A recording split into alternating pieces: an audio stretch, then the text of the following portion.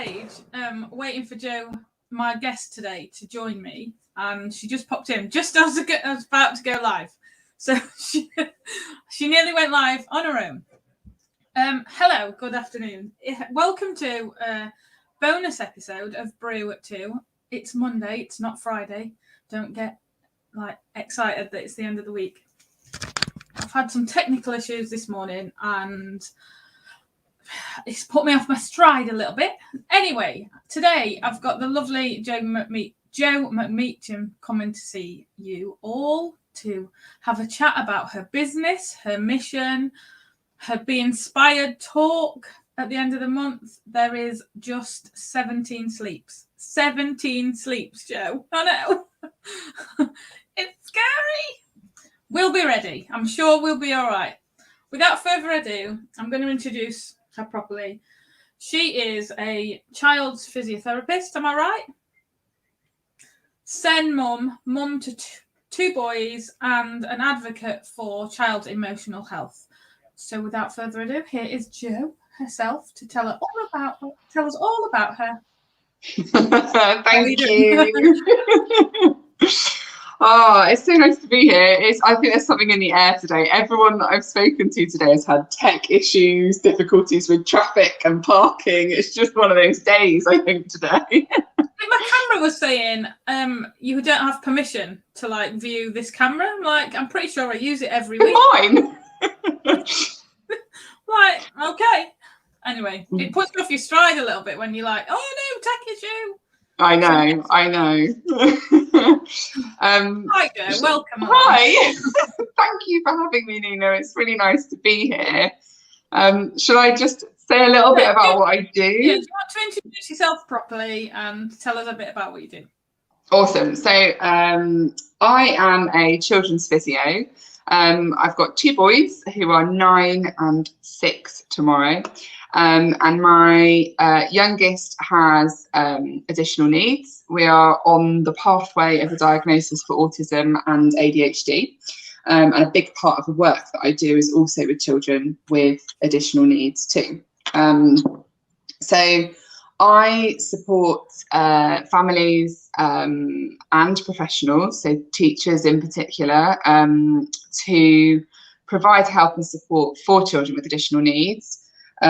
So that they can help to kind of navigate the system, the health and the education systems, because I tell you what, you need a roadmap.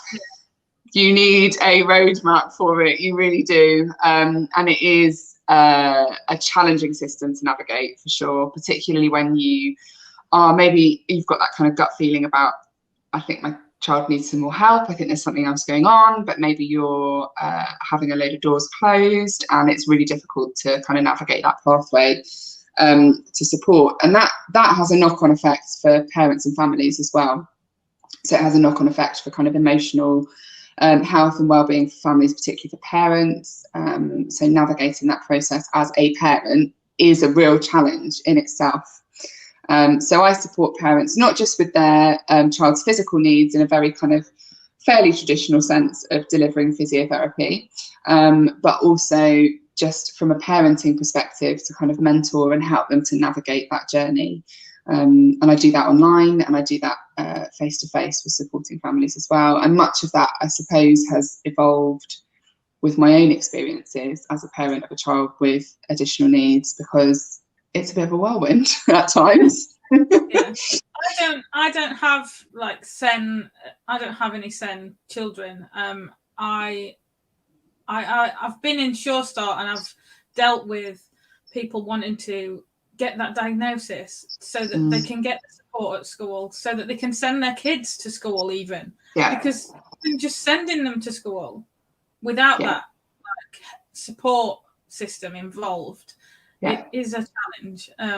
So I've been with parents who have had, are just desperately waiting for that letter to say, yes, you can have this help, because it's okay saying a school will help, but when they've not got the funds, together to help with that one specific child, it's so difficult.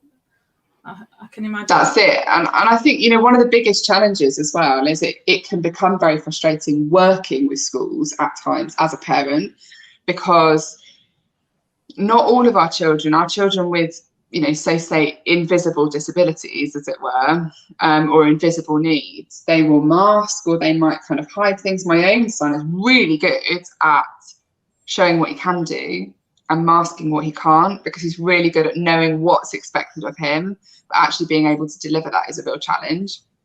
So one of the biggest barriers, I guess, is, or for us as parents, has been getting school on board to see that. But that's not the individual teachers are incredibly willing, the school are willing to help and support. Having the knowledge and the understanding about what these needs look like in itself can be so challenging at times. And when you're being told that your child's fine in school and you know that they're coming down to meltdowns, they're coming home to meltdowns and challenges, you know, it's like shaking a Coke bottle the whole day in school, and they come out and they're just literally ready to burst. But schools don't have that knowledge either. You know, as teachers, if you do a teaching degree, you might be lucky enough to get a lecture on dyslexia or dyscalculia, but that's it. There's no specialist education training for teachers, typically, in the majority of teacher training. It's really difficult to navigate. Unless you have been there, I suppose, you don't recognise that trait, that symptom, that little like nudge in that direction, I suppose. No, and as a parent, I spent a lot of time knowing what I was seeing was developmentally not as it should be, that there were things that didn't fit in line with where he should be socially, emotionally, academically. He's actually a really high flyer, and that's again a really big challenge. But there are other things that are hugely difficult for him, and when we strip it back, you can see that. But I know in my gut what those are, but I also know professionally what those are, because I've got that professional knowledge, I've had that experience. But I can't wear that hat when I step into school on the school run to have those conversations in the playground. I can't be a professional going in to give professional advice to my own child's teachers and school. I'm literally just mum to them. And I went through a phase of saying all of this stuff is happening. And like, he's fine in school. He's not fine in school. You just don't see it the way that I see it, because as a parent, you know your child the best, don't you? You see the little things that kind of trigger them, or you know what might be underlying stuff. So I haven't had that kind of, I haven't been able to be as assertive as a parent as I would perhaps be as a professional. And that's been a real challenge. And I felt at times not believed in the education settings, just because they don't see it, because they don't have the knowledge and the understanding. They're willing to listen, but they can't relate to it because what they see in the classroom isn't what we see at home. And that is hugely overwhelming as a parent as well, you know, because you go through these phases, or I've been through these phases, and the story is the same everywhere. It isn't just me, you know, it's a lot of parents of children with additional needs. You question yourself, is it my parenting? Is it things that I'm doing as a mum? Am I not there enough? Am I working too much? Am I not providing a good enough environment at home? Like, maybe I should just get really strict. Maybe I should be more nurturing. You know, we have this ongoing battle. Let's of like, all of the things. Exactly. Give me anything, I'll take it. So I think, and that does lead, you know, there's loads of studies that say that for parents of children with additional needs, or children who have challenges in school, emotional challenges, and when we're talking about children with additional needs, and I touch on this in my Be Inspired talk as well, we don't have to just think of those as children who have some sort of educational need. Actually, children who emotionally are challenged, who have anxiety or have emotional difficulties, and mental health. Mental health is an additional need, and our schools as a system don't teach our teachers to support or to spot those things. So we, it's a really broad topic. It doesn't just have to be that your child has a disability or a learning challenge or a particular need in school. Sometimes it's just about emotional well-being too. And we know that when your child is going through something, be that in the short term or the long term, as parents, that takes its toll on us. The emotional load that we carry for them is massive, isn't it? We're they there. say that when it's like you said, the children's teachers don't spot this like need that the child needs because they block it at school, but their safe place is at home with you, with their parents, and that's when they tend to let that Coke bottle explode, take the lid off, and let everything out that they've been holding in all day long. So I get why a lot of teachers don't see the need or see that little challenges that are coming along, because you've got 30 children in that class to keep an eye on all the time. You're not going to be sat one-to-one with them, and you're not their safe place, so they're going to hold guard a little bit, I suppose. Yeah, and how many times do we rock up? We talk about with depression, anxiety, and mental health challenges within ourselves as adults. Yeah, but you rock up with makeup on and your hair done and you're smiling and you're doing this and you look absolutely fine. You didn't look poorly. Yeah. But it's the same for our kids. It is the same for our kids, and it's the same, as we know it within ourselves to be true. Our kids don't sit when Arthur, my youngest, is in absolute crisis where he really cannot take any more. Yeah, he'll run.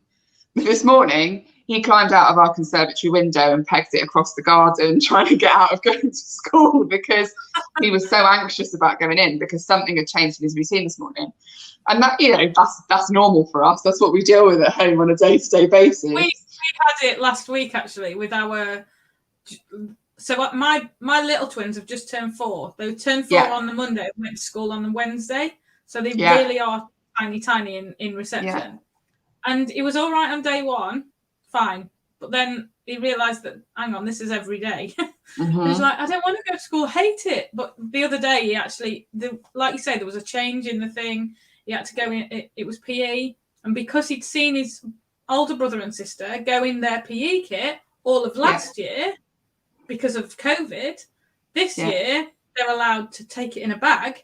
And he was like, no, I need to wear it. And because we had the challenge of, no, I need to wear it, he ran to grandma's, who's next door, and was like, I'm not going. I'm going in the den. I'm not going to school. So we had that challenge as well, like last week, because he didn't want to wear, he wanted to wear his PE kit to school.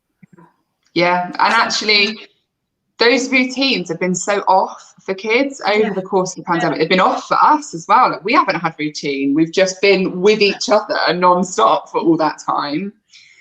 And that isn't easy either, but something has then changed and we're suddenly kind of being propelled back into this normality, or whatever the normality looks like. But, and that's hard. And that's even harder for our little people who haven't had to experience those things before. We've got full playgrounds for the first time in goodness knows how long. Don't even know pre-COVID, even if they're old enough, they can't see past the past like 2 years almost. Yeah. They can't, it's a long time in a child's brain, in a child's memory is 2 years. So they don't know what normal is.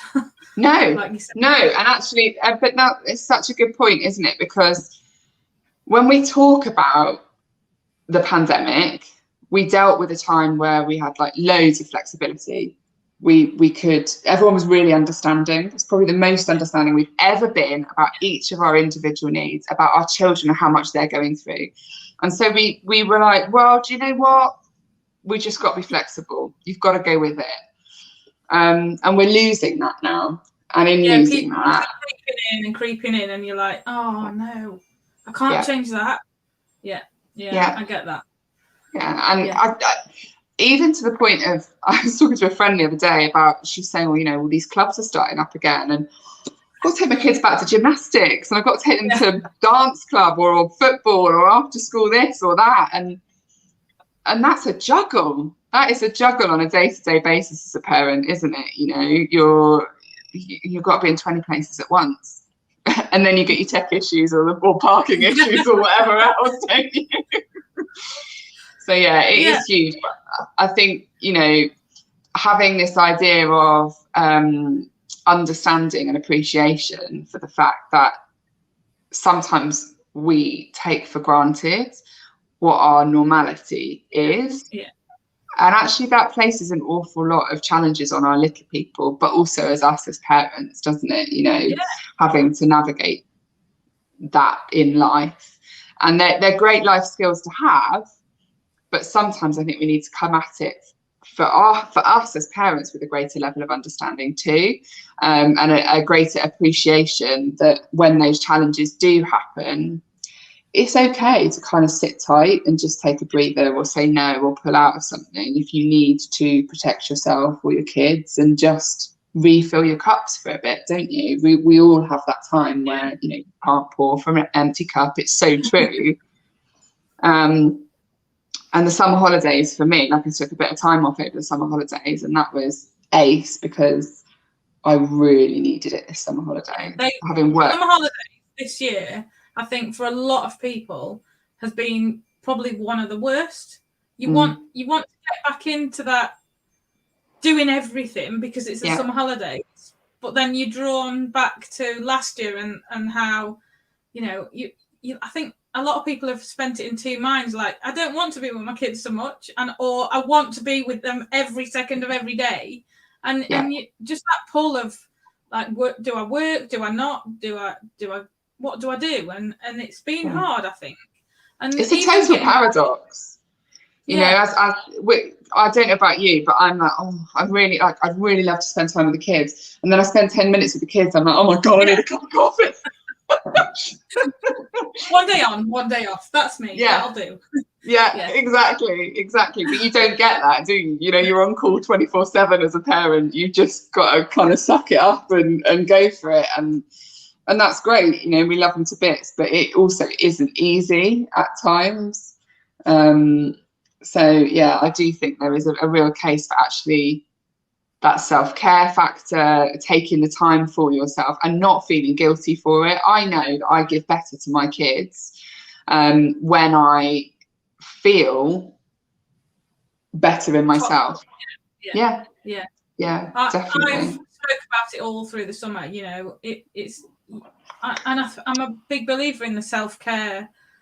Like you need to fill I'm obsessed with mugs and drinking tea. So mine is, you need to fill your teapot before you fill anybody's mugs, because there's no tea left if, you know, there's no tea left in pot for anybody else. So I go river dipping for my self-care, and since I've started doing that and started making time in my weekends or in the week, I feel so much better for having that moment of decompression with my friends, not just a swim, but the cup of tea and the natter afterwards. And it just, it's like a reset almost. Last week was a hard week emotionally. I think it was the first week a lot of people went back to school, and you know, the Being Spied talk hits some quite raw wounds, really. Even though you're speaking from this, like, from a place of healing, it still opens some wounds every now and again. And I went for a swim on Sunday, and I felt so much better for it. You know, just filling that jug back up. Yeah, definitely. How do you hold yourself accountable for that, Nina? Just a bit of willpower. You just make yourself do it. Yeah. I'm terrible for finding other things to do. Yeah, because I go with friends as well. I think it's, you know, because it's not jumping in the river is pleasurable once you're in it. When you're getting in it and you know the whole faff of getting changed, you think, oh, I can't be bothered. I just can't be bothered. But because our friends are there, and just you you have to remember that feeling afterwards. Yeah. You know, like I've got an allotment as well, so I know that the feeling after I've been is worth getting dressed, getting in the car and getting down there and doing that work. You know, the feeling afterwards, just being refreshed from it. Yeah.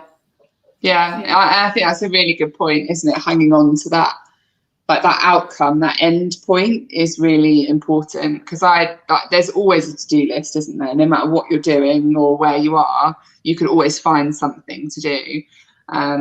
But being accountable with other people is a really nice way of doing it, and you get that offload as well, don't you? Sometimes headspace for yourself is really valuable, but also actually having the opportunity to kind of just share in the experience with other people is as fulfilling, isn't it?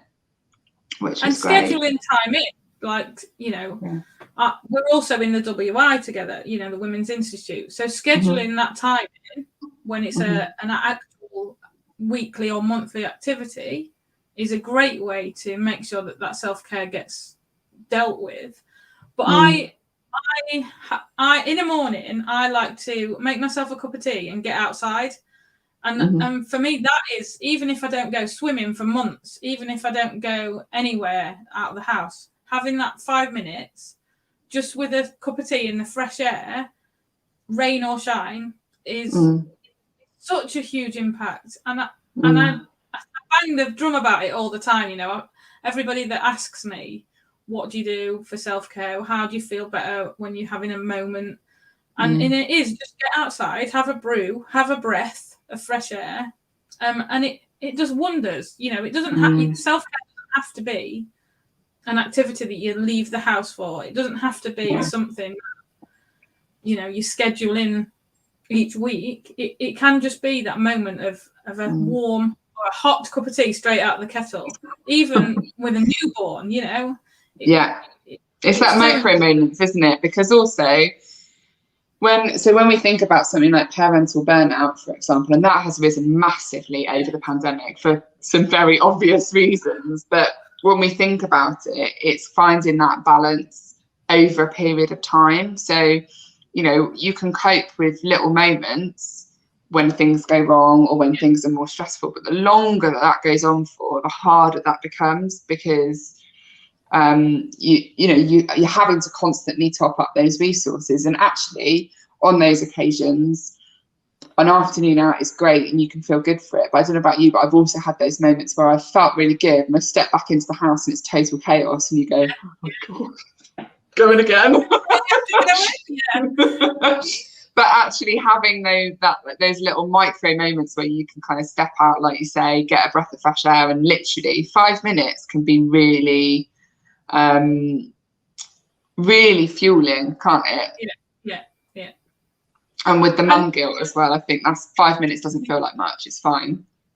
And if you don't have to like get a babysitter, you know, you can put them in to see BBs or whatever. Just for 5 minutes, it's not going to impact their health. Just, you know, just to give them that little tiny bit of screen time while you have 5 minutes breather, and especially if you've come out of a chaotic situation, or you know you're clashing with one another. I think it's more, you know, it gives you even more of a reason to do, you know, to take that time for yourself. And it's balancing, isn't it? It's balancing like that like for us, because Arthur's always on the go in particular, like putting screen time on is like pressing a pause button. It's the only time, and this is really common for a lot of autistic kids and a lot of like kids with ADHD, any neurodivergent children in particular. They are physically and mentally on the go and carrying that physical and mental load all of the time. And the only time that kid will sit still is when I put the screen on. And he needs time to process. He needs time to actually sit and not have to think about anything else and be still at times. And at those moments, we can all in the house go, okay, cool, right, let's get back on top of this, or let's just like stare into space for 5 minutes if we need to. So I think, you know, we could give ourselves a really hard time about things like screen time, couldn't we? But actually, I think sometimes if it allows us to press pause, there's nothing detrimental about that, because you're balancing your well-being and theirs all of the time as a parent. And for children with additional needs, you potentially have got, I talk about being like a multiple hat wearer. I'm a business owner, I'm a mum, I'm a physio, I'm a parent mentor, I am many, many, many things. And sometimes you don't want to wear the therapist hat. Yeah, you do. Sometimes you just need to be yourself, don't you? And remember who you are. I had that feeling going back from maternity leave, when I stepped back into work, having gone off on maternity leave, I stepped back into work, which for me, scary process, but equally as rewarding for me personally, because I love my work and I love what I do, and I felt like I found another sense of myself again, having just been mum. And actually, sometimes it's really fulfilling wearing a couple of those hats, isn't it? Yeah. But sometimes, particularly as an additional need parent, you are a therapist, a GP, a pharmacist, you are mum as well. Bottle washer, yeah, taxi driver, anything like, we could add multiple things to the list, couldn't we? But when you are all of those things put together, that's a huge load to be carrying as a parent. And it's really easy when you're having to wear all of those hats, when you've got a lack of access to support, resources, understanding, where you're perhaps questioning yourself about, where you're going or what your next steps are. It's really hard to juggle at times. And you definitely have to enforce an opportunity to kind of find yourself and find that little moment of self-care and take off those hats. Yeah. And I think, they say it takes a village to raise a child. I'm lucky that I live like next door to my mother-in-law, and my mum lives around the corner, but my friends, their parents don't live here. And I think it's a lot of families are now split around the country. Yeah. It's, you can't just go, can you have them for 5 minutes because I can't breathe, or can you just come and do that? I mean, as I say, I'm lucky that I've got my mum around the corner, so I've been able to call on her. But having that support around, whether it's family, whether it's friends, whether it's, I don't know, a support group online, or a baby group in the village, just those supports for every part of our life, are so, like, it's so few and far between now, I think. If you don't go out and face to face as well. Face to face, we haven't had that for so long. Everything's been online. I can't imagine if I'd had my twins like in the past 18 months, because like I went to a Sure Start Children's Centre, and that's where I met my friends. And they supported me through my postnatal depression that was undiagnosed. Yeah. So, without them, I can't even imagine where I'd be right now. They were a huge support, even with family in the village. It's so important to go out there and find the connections that you feel safe and comfortable with, and share, how you're feeling. Yeah, that's a good form of self-care. Just connecting with others, whether it's online or in person. Yeah, absolutely. And I think, particularly if you when you have a child who perhaps is in mainstream education as well, and everybody's on their very different parenting journeys. For me, the parents that I come back to as a support network are those who've had shared experiences, who also have children with additional needs. And we have a diverse group of friends whose children are neurotypical, and we also have friends who have neurodivergent children as well. But one of the things that, because as a physio, I guess I probably step outside the box a little bit. I'm not necessarily just delivering like your standard traditional face-to-face treatment. But one of the things that was really important to me as I began to work online kind of over the pandemic, but also just before that as well, was being able to provide a community for parents, somewhere where we could all kind of come together and know that we just understood, like you could talk about it and you just had those shared experiences, and the wealth of knowledge that sits among these parents who are essentially unqualified physios and speech therapists and, you know, medical practitioners and pharmacists and all of these things all in one go, to be able to say, well, this is the resource that I accessed and it was really useful. That village, that community of parents is so valuable. Whatever your journey, you know, wherever you are in your parenting journey, whether you're kind of sat thinking, my gut's telling me something's not right, but no one is validating that for me. It's okay for that validation to come from groups of parents who have experienced it. Yeah. Absolutely, because I think you have to trust your instincts, don't you, as a parent?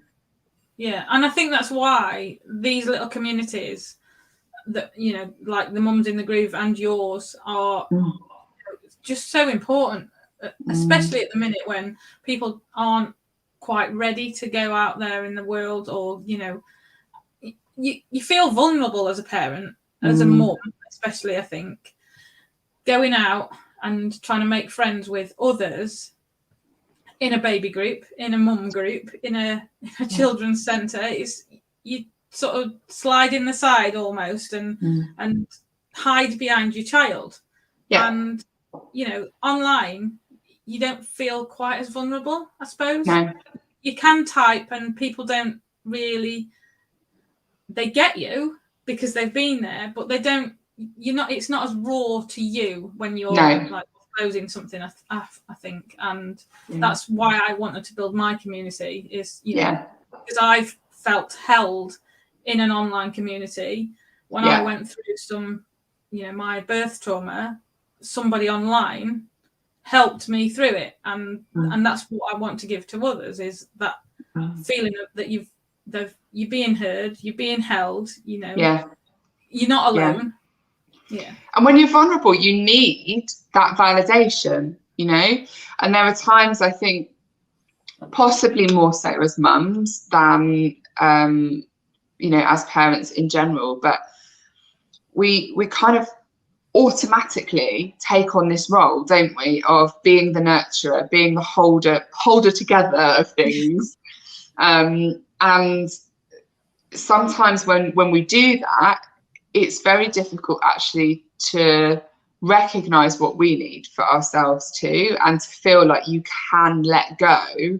I know there are times in my household where I'm constantly thinking about what each of the kids need, but also thinking about what my husband needs in his way of processing like this diagnostic period too. Because for me, I take this much more in my stride because I do it. I understand the system, and I've navigated it way faster and with way more ease. Now, don't get me wrong, it's still been a pain in the backside, and it's been a real challenge, and it's been really emotional. But we've got to where we are now a hell of a lot faster, because I know who to ask and I know how to ask it. And I'm probably processing where we're at less than he is. So I'm also sat here thinking about, well, how do I look after him? Like, does he need to talk about this? But a friend stopped me today and went, mate, you need to go away and process this for a weekend. Like, you need a couple of days out to get your head around the fact that, you know, you are dealing with a diagnosis here. And as much as you are relieved that you've got a diagnosis, as much as you are taking a breath and thinking, great, this means we can access support and help, there's also a big part of me that's actually really sad as well, really sad that there's going to be some, you know, quite significant challenges lifelong potentially, because we don't live in a particularly inclusive society for neurodivergent children and for children and adults with disabilities. But, you know, I need that time to process, and my place to process that sometimes is within my own online community with parents of children with additional needs too. You know, if I've got a query about filling in a DLA, a disability living allowance form, or applying for something, or if I feel like we need to access a resource and I just don't know where to get it, they are my go-to people. And there have been times when I've shared and said, you know what, I'm just going to put it out there. This weekend was really, really tough. Like, we've just had one of those weekends, like this happened. And then sometimes all you need is for somebody else to go, yeah, me too. Yeah. Totally know where you're coming from. And that's the beauty of that community within your online space, isn't it? Because it's safe, but you're all in it together. And you can build those connections because of that, which is amazing. And we're so lucky in many respects to have lived through this pandemic with the ability to keep those connections as well. Yeah. It's been great for that, really, in lots of ways. So talking about all in this together, how at what point did you go, I'll go and stand up there on stage and talk about my story? I don't really know how it happened, if I'm honest, Nina. We're both going to be doing Be Inspired, 17 sleeps, let me tell you. 17 sleeps. What inspired you to get up there? What are you going to be talking about? Yeah, what inspired you? I think I needed my voice to be heard.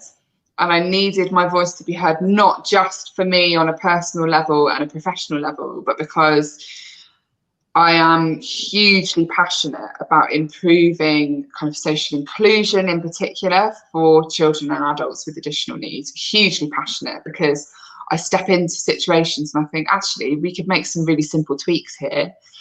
And we've got proper inclusion. Inclusion isn't sticking a ramp outside a door so that someone can get in and go for a pub meal or whatever.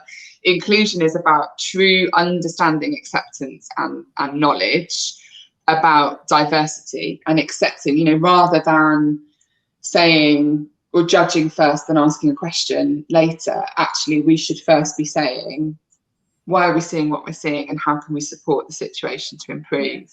Because that's all about us just having a better level of understanding. And I feel really passionate about that. But I also feel that there's not enough knowledge, understanding and awareness about these things out there. So I feel really passionately about having, being able to spread awareness and acceptance, because it isn't just about awareness, it's also about total acceptance of our differences and diversities. And Be Inspired for me has been a real tipping point into that part of my journey, I suppose, being able to share, having a platform to be able to share that, and just having the opportunity to kind of spread that message, I suppose. Yeah. And it's amazing how many people will have those shared experiences as well. So Be Inspired is very much about, I suppose, raising that voice, being able to stand up and let other people even just start to question it. If I've done that in the process, then that is amazing. And the incredible women that we're sharing that stage with in 17 Sleeps. You look at the people and what they're doing, and like Nikki, oh my God, she's on fire. Like today, her book's come out, and you think, am I really going on stage with those people? Am I like, am I at that level? But we're all like, that's it. We are all at that level though, and that in itself is incredible, because I look at all of you guys, I look at the 19 other women that I'm going to be up there with, and I think, wow, this is insane. Just and because the stories that people are sharing, that everything that people have to say, it's just so inspiring. And so it is incredible. I'm so excited to see it all come together. There's life-changing moments in all of the talks that I've listened to on in the rehearsal space. There's bits you go, I never even thought of that. Like yours, like I can't think, but like just all of them, they're all like, there are moments where you go, oh, I didn't, yeah. No. When you put it like that, it makes sense. So tell us what your talk title is. So my talk title is "The Kids Are All Right?" ? Because are they?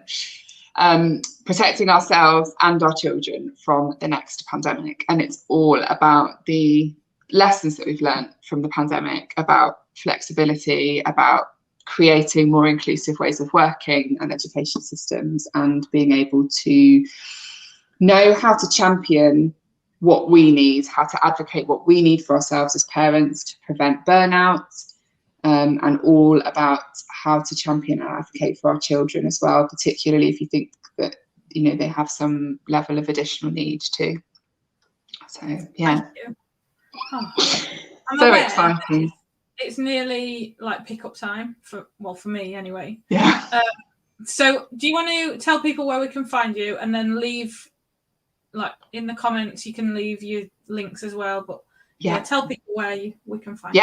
So you can search on Facebook for Children's Physiotherapy Parent Platform, but if you also search for special needs and disabilities, it should come up as well, and that's our free group, or you can find me on Instagram, and I'm Jo _McMeechan_physio on Instagram, and that should kind of get you to any resources or support. So if you are watching this and you are a parent of a child with additional needs, or you think your child might have additional needs and you don't kind of know what your next steps would be, that's what the free Facebook group's about. And I also have a monthly membership as well, where we can kind of sit on Zoom as a community, and have a good old natter about it, and put the world to rights and give you, you know, help you with your next steps. So yeah. Thank you. Thank you. Thank you so much, Nina. Much appreciated. Right, I'm going to say goodbye to Jo for now, and thanks for watching today. How amazing is Jo going to be on that stage? Really, like, her voice, her message is really, it gives you something to think about. You know, it's not just about the pandemic we've gone through, it's about the future pandemics. Not viral pandemics, not, you know, but the mental health pandemic of our children and us as parents, I feel. But thanks. That is all I've got time for today. You know, I've got to go and pick the kids up again from school because it's Monday, not Friday. And I'm back on Friday, though, with Charlotte, I think. I will be posting graphics during the week of who is coming up in the Brew At Two, on the Brew At Two show. And so all I've got left to say is 17 sleeps, everybody. 17 sleeps till be inspired. Thanks for watching. See you later.